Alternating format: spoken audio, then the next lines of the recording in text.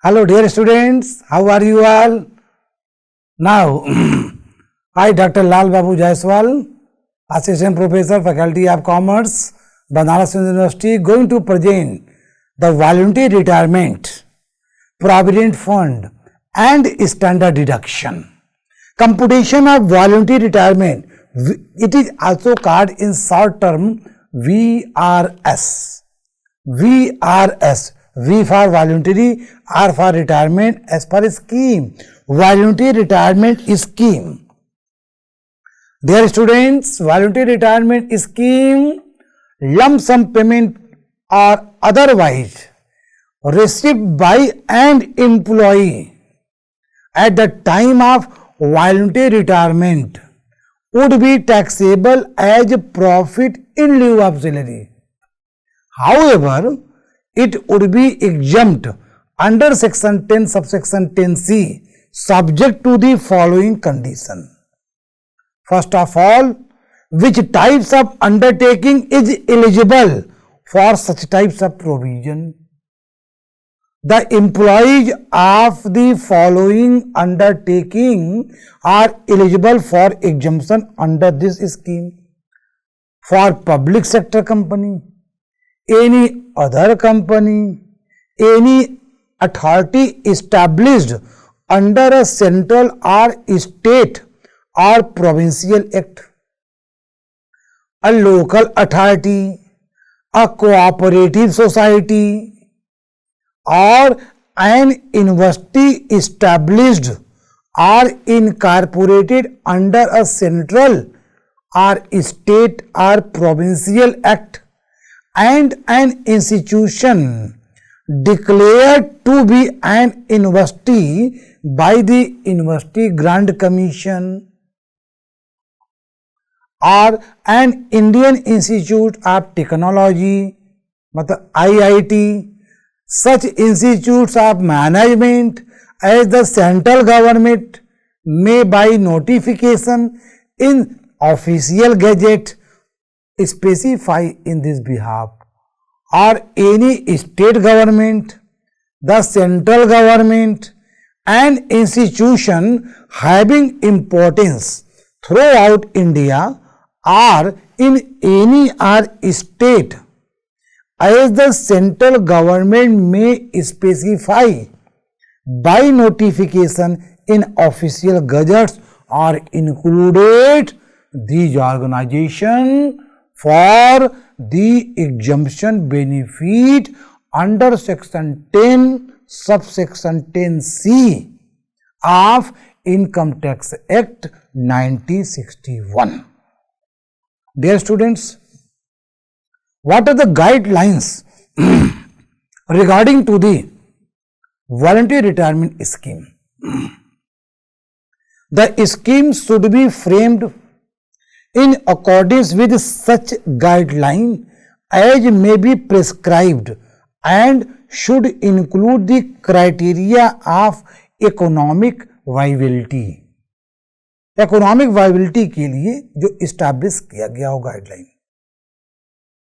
Rule 2BA prescribed that the exemption under section would be available to an employee who has completed 10 years of service or completed 40 years of age. 10 साल की नौकरी कम से कम जरूरी है और 40 years का as होना जरूरी है. This types of employ are eligible to take the voluntary retirement VRS.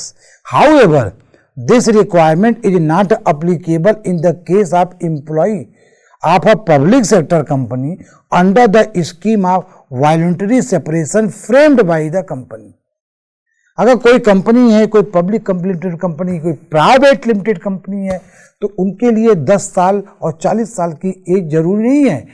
This rule that will be applicable which was frame by that particular company. Dear students, if any amount get by the employ after taking the voluntary retirement, at the time of taking the voluntary retirement, if the employee gets any amount. So this amount is exempt at least of the following three amount. First, amount actually received, मतलब जो amount वास्तव में प्राप्त हो वो ले लिया जाएगा. Second number, the amount equivalent to 3 months salary for each completed years of service, मतलब जितना दिन वो काम किए हैं हर साल के हिसाब से 3 महीने की सैलरी ले ली जाएगी. इसका मतलब मान लो 30 साल काम किए हैं तो the amount equivalent to 3 months salary, 3 महीने की सैलरी लेकर के उस ईयर आप सर्विस से मल्टी कर देंगे. और third point is salary at the time of retirement multiply by the balance month of service left before the date of his retirement और सुपर इन्वेशन और वॉलंटरी रिटायरमेंट. मान लीजिए एक एम्प्लॉय 45 ईयर्स की एज में वीआरएस लेता है और उसकी रिटायरमेंट की एज जो है वो 60 ईयर्स है, तो 15 ईयर्स पहले ले लिया. कैसे? 60 - 45 years. 60 - 45 years is equal to 15 years. 15 years में कुल 180 मंथ्स होंगे. 180 मंथ से सैलरी से मल्टी कर देंगे, यानी इसीलिए कहा गया salary at the time of retirement multiply by the balance month of service left before the date of his retirement और सुपर एनुएशन. और third is maximum limit ₹5 lakh. तो list of the following 3 will be exempt from the tax under section 10 subsection 10C. Section 10 subsection 10 related to gratuity, section 10 subsection 10A related to the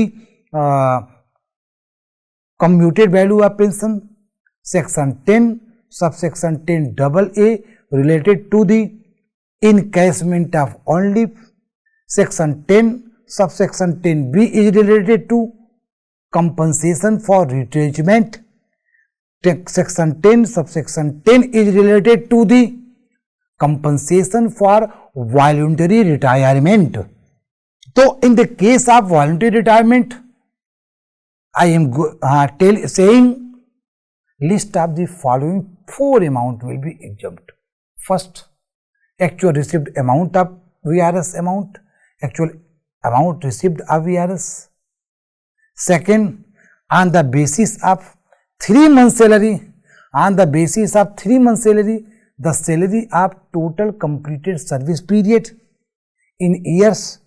Third, on the basis of balance month of the service into salary means. And fourth point is maximum limit, maximum salary limit or statutory limit ₹5 lakh. List of the following 4 amount will be exempt. This is a question. This is a case study regarding to the voluntary retirement. Mr. Gupta is an employee, received voluntary retirement compensation of ₹10 lakh after 30 years 4 months of his service. मतलब 30 साल 4 महीना काम करने के बाद वो VRS ले रहे हैं. He still has 6 years of service left. उनका भी 6 साल सर्विस बाकी है.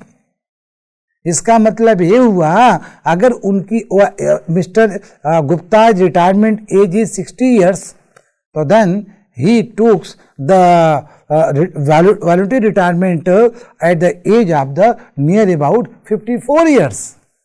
So in the left years of the service 6 years. In 6 years there are 72 months. There are 72 months. 72 महीने उनकी अभी भी बाकी है उनकी नौकरी. At the time of voluntary retirement, he was drawing basic salary ₹20,000 per month. मतलब उनकी बेसिक पे जो है 20,000 है.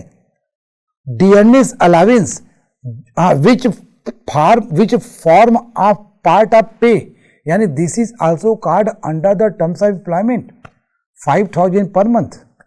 अब कह रहा है compute is taxable voluntary retirement compensation assuming that he does not claim any relief under section 89। यानी इसका मतलब होता है if the employee claimed any amount under section 89 तो then he is not entitled to get any exemption under section 10 subsection 10C of Income Tax Act 1961। Hello student, are you getting? मतलब 89 में अगर कोई रिलीफ मिल गया है तो section 10 subsection 10C voluntary retirement compensation का वह हकदार नहीं है। अच्छा, अब इस क्वेश्चन में we can solve this question on the basis of the provision which is given under section 10 subsection 10C of Income Tax Act 1961. This refers actual received amount of voluntary retirement compensation. This is the rupees 10 lakhs. This is the rupees 10 lakhs. और 10 lakhs में 5 lakhs rupees in this slide 5 lakh rupees is exempted. So then taxable amount is 10 lakhs minus 5 lakh is equal to 5 lakh. 5 lakh will be taxable amount. But how the 5 lakh is a tax exempted? It is given under the below as a notes. We can see. You can see, dear students, voluntary retirement case study. Compensation actually received 10 lakhs, statutory limit 5 lakhs. Third, 3 months salary into completed year of service.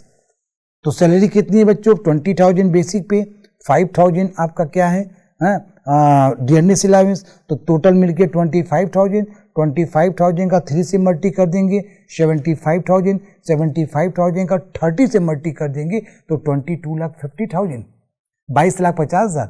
सब फिर से एक बार बताइए ना। Yes, basic पे 5,000, dearness पे basic पे 20,000, dearness पे या डियरनेस अलावेंस 5,000, तो टोटल 25,000। 3 मंथ्स का निकालेंगे 75,000, 75,000 का 30 से मल्टी कर देंगे तो 22,50,000। और उसके बाद क्या क्या है? Last drawn salary into rest of the left of the service in the month. तो लास्ट ड्रॉन सैलरी कितना बच्चों? 20,000 प्लस 5,000 दिए 25,000। उसकी नौकरी कितने दिन बाकी थी? 6 साल बाकी थी। 6 साल में कितने महीने होते हैं? 72 मंथ्स होते हैं। तो 25,000 into 72 is equal to 18 lakhs. तो we can see rupees 5 lakhs is the less amount out of 4, तो दैट विल बी एग्जम्प्ट। तो एक्चुअली रिसिप्ट कितना है? 10 lakhs है। एग्जम्प्ट कितना है? 5 lakhs. तो 10 lakhs minus 5 lakh is equal to taxable amount 5 lakhs. So this is the question of voluntary retirement scheme. Under the voluntary retirement scheme, in the case of government employee, यह जरूरी है कि उसकी नौकरी कम से कम 10 years हो और कम से कम वो 45 years तक हो गया हो, तो then he can take the voluntary retirement. और under the voluntary retirement if he gets the any compensation, तो that compensation will not be fully taxable. That compensation will not be fully tax free, but that compensation will be partially taxable and partially exempted, and the rule is given which was described in previous slide by me. Dear students, provident fund. Each and every person are cautious regarding its future. Future में financial aspect को मजबूत करने के लिए generally employers make the provident fund to save the financial future of the employee. So dear student, provident fund is a scheme. Provident fund is a scheme intended to give substantial benefit to an employee at the time of his retirement. Substantial benefits हैं retirement के समय। बहुत सारे financial obligation, social obligations एक employ के पास रहते हैं, उसको फुलफिल करना पड़ता है. तो fulfill such types of financial obligation as well as social obligation, the employee needed the huge fund, and such types of huge fund needs are fulfilled by the making of the provident fund. Under this scheme, a specified sum is deducted from the salary of the employee of the each month or regular interval as his contribution towards the fund. And employer also generally contributes the same amount out of his pocket to the fund. The contribution of the employer and the employee are invested in approved securities.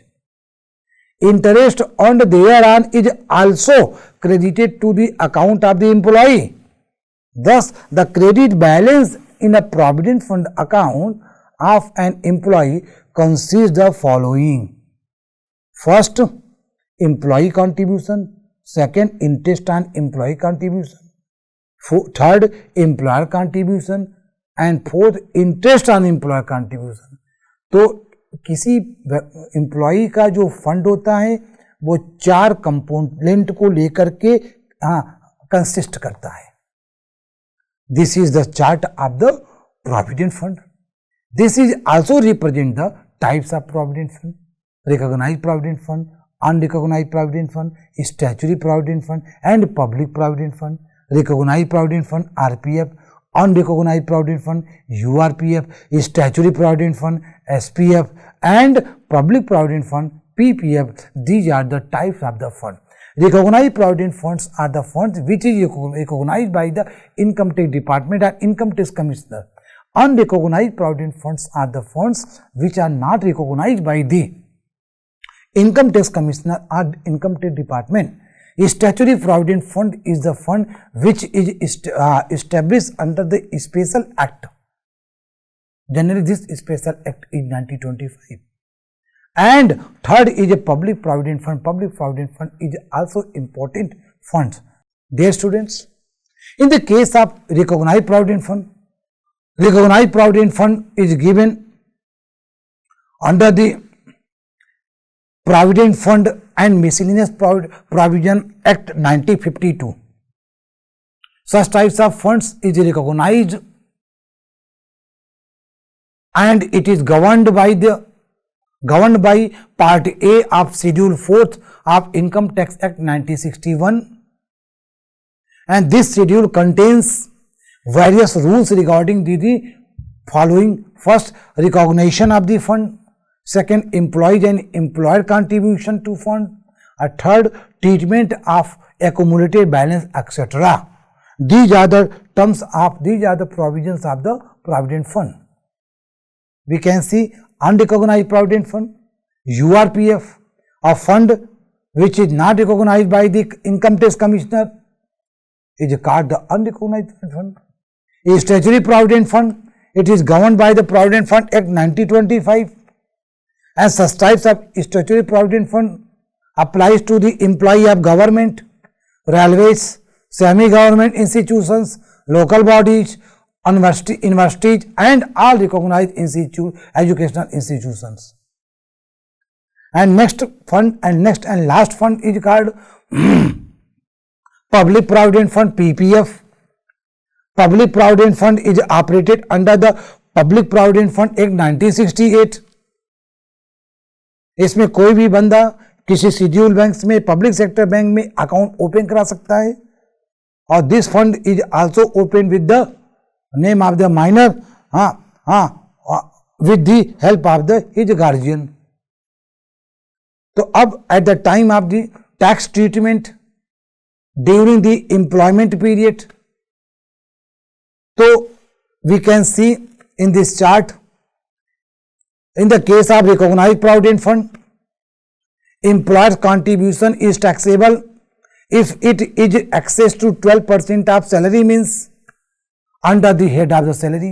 Salary means basic pay, dearness pay, dearness allowance if under the terms of employment, plus fixed commission based on fixed percentage are included under the recognized provident funds. Employer contribution is taxable when it is excess to 12%. जब ये 12% से ज्यादा होना बच्चों, तब ये taxable कहां होता है? सैलरी हेड में होता है। कहां होता है? सैलरी हेड में होता है। और जो इस पे इंटरेस्ट होता है ना रिकॉग्नाइज्ड प्रोविडेंट फंड में, it is taxable under the head of salary if the interest is more than 9.5%। Interest तब टैक्सेबल होगा बच्चों ना, जब इंटरेस्ट की अमाउंट 9.5% से ज्यादा हो। और in the case of unrecognized provident fund, it is not taxable at the time of contribution under the head of the salary or under the head of the salary.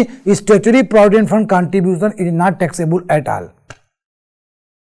But in the case of the public provident fund, this is not taken at all because it is not contributed by the employer but it is contributed by the employee. Okay students, at the time of employees contribution, इसके पहले हम लोगों ने क्या देखा? Employer contribution देखा। Employer contribution case में recognised provident fund salary head में टैक्सेबल होता है जब एम्प्लॉयर का कंट्रीब्यूशन 12% से ज्यादा हो। अनरिकॉग्नाइज्ड प्रोविडेंट फंड में सैलरी हेड में टैक्सेबल नहीं करते हैं। स्टैट्यूटरी प्रोविडेंट फंड में ये एग्जम्प्ट होता है। और पब्लिक प्रोविडेंट फंड के केस में it is not taken at all because it is not contributed by the employer. But कभी कभी एम्प्लॉय भी कंट्रीब्यूशन करता है। अगर एम्प्लॉय रिकॉग्नाइज्ड प्रोविडेंट फंड में कंट्रीब्यूशन कर रहा है तो it is eligible under section 80C under the optional tax regime. It is not exempt deductible under chapter 6A when employee exercise the default tax regime.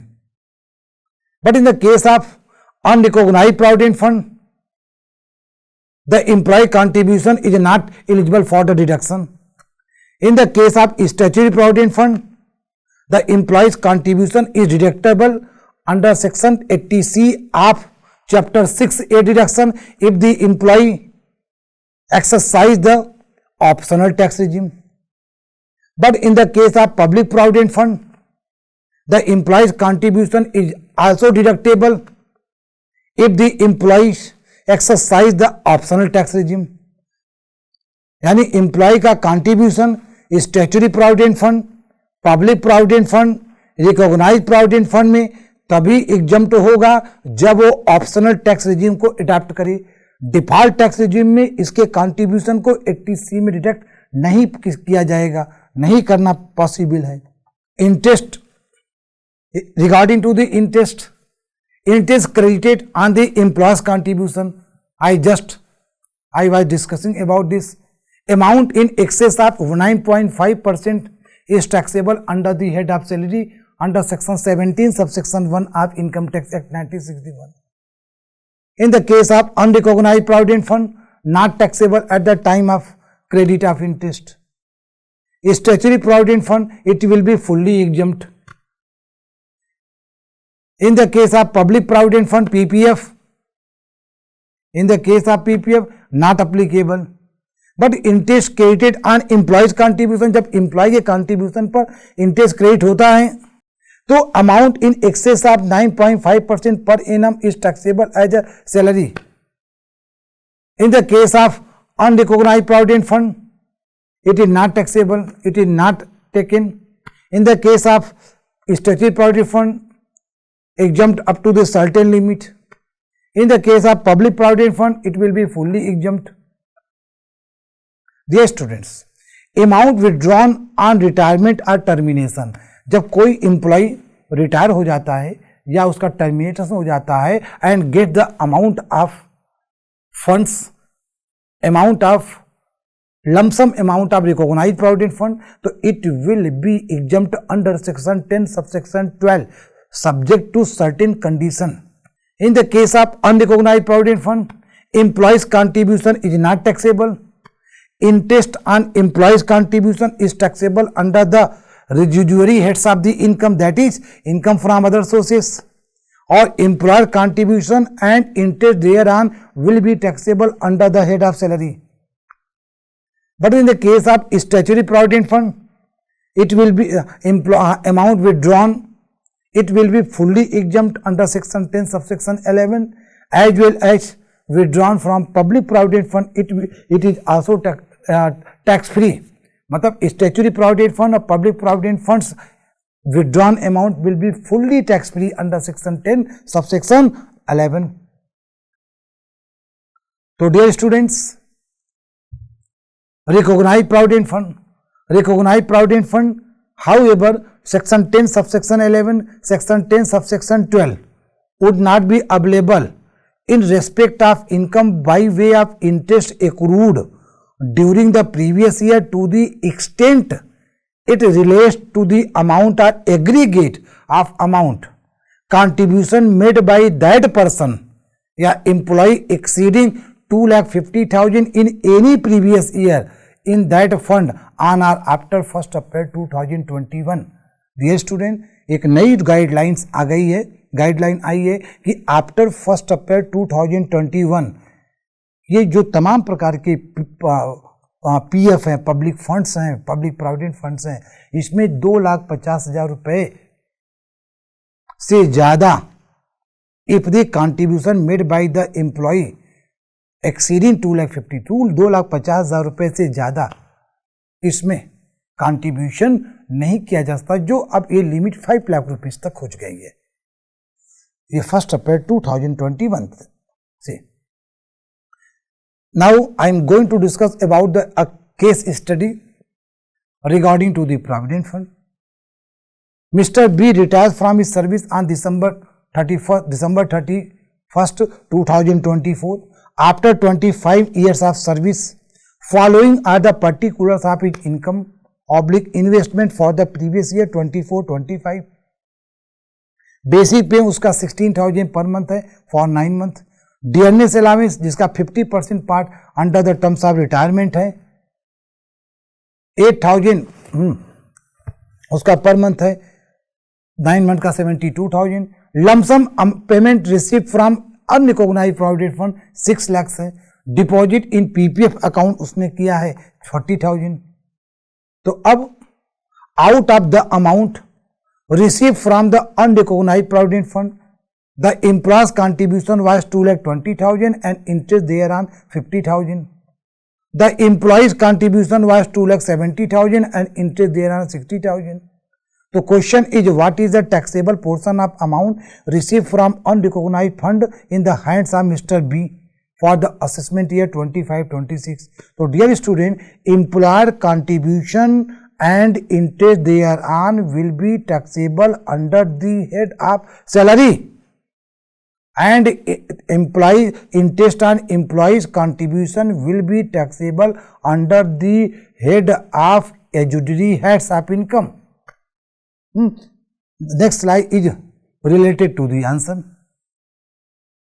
You can check amount taxable under the head of salary, employee share in the payment received from RPF 2,20,000, interest on employer shares 50,000. तो total amount 2,70,000 will be taxable